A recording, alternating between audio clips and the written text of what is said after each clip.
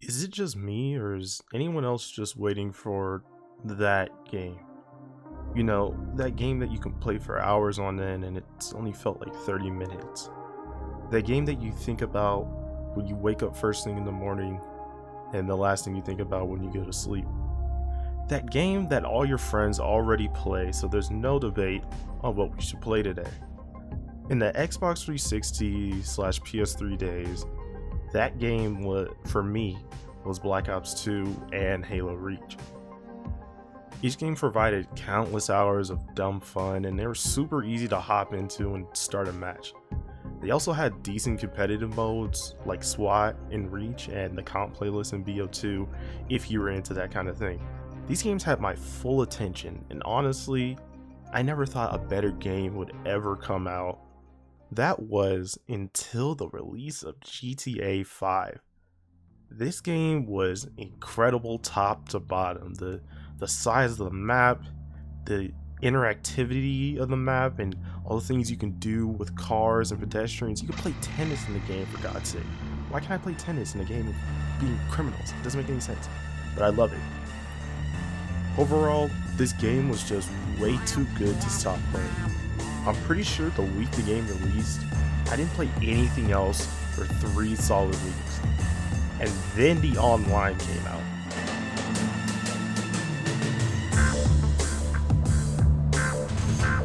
And I think I was literally addicted.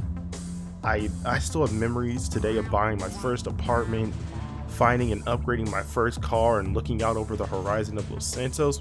Mwah! It's beautiful, man. I remember back then, the most expensive car was just $1 million. But now things are a little different. So you're probably wondering, if all these games are so great, why'd you stop playing them? When it comes to Black Ops 2 and Halo Reach, those games simply just got old. Black Ops 2 is filled with hackers now, and Halo Reach does have its MCC port, so that's fun to play as well, but it's just kind of old now, you know? It's still fun to play, but you know, you want something new to replace that. And also, each of these games have had multiple new games that were supposed to replace them, but none of them have ever really lived up to the greatness of Black Ops 2 and Halo Reach, for me at least. When it comes to GTA, however, it's safe to say that game changed. In the early GTA days, it was about you and your friends becoming criminals and becoming kingpins in Los Santos by robbing banks, racing, just causing mayhem in free mode, and just having fun. GTA in 2021 is this bad wannabe Fast and the Furious game with flying bikes and laser LMGs.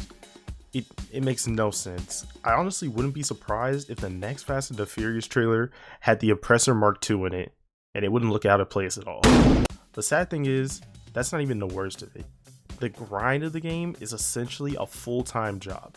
Literally, you could put in the same amount of hours into GTA that you would into a job and get about the same satisfaction out of it. Like, seriously, why would I play GTA when I could literally just do the grind in real life? It's not even fun. It's literally the same grind as going to McDonald's, working a 9 to 5, and coming home. In the beginning, it wasn't that bad. Especially in the early DLCs, many cars weren't that expensive.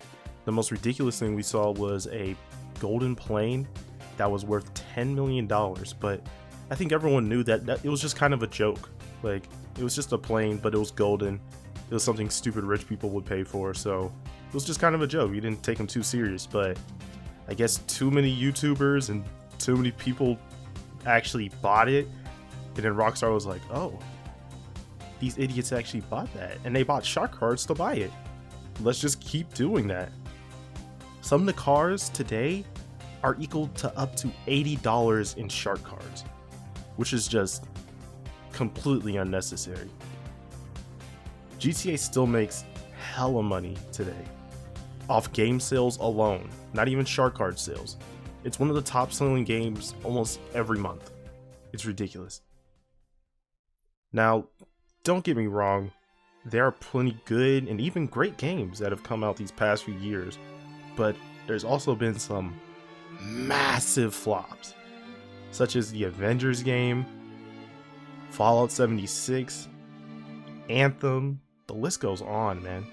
Every once in a while we get things like Ghost of Tsushima, Hades, the new God of War, Doom Eternal, you know, games like that, which are pretty good. I think the feeling of this missing that game just comes from the low quality games coming out and demanding $60 plus from us. Even with the way games are now and the low quality, unfinished, buggy games coming out, I still believe that games are just going to get better and better over time. All we need to do is just simply show developers what we like by not buying games that come out terrible. So hopefully developers will learn from these lessons and they just won't do it again. That way we can get better games. If you enjoyed this video, don't forget to leave a like and subscribe. This is a different style of video for me, so your feedback in the comment section below would be appreciated. So until next time, peace.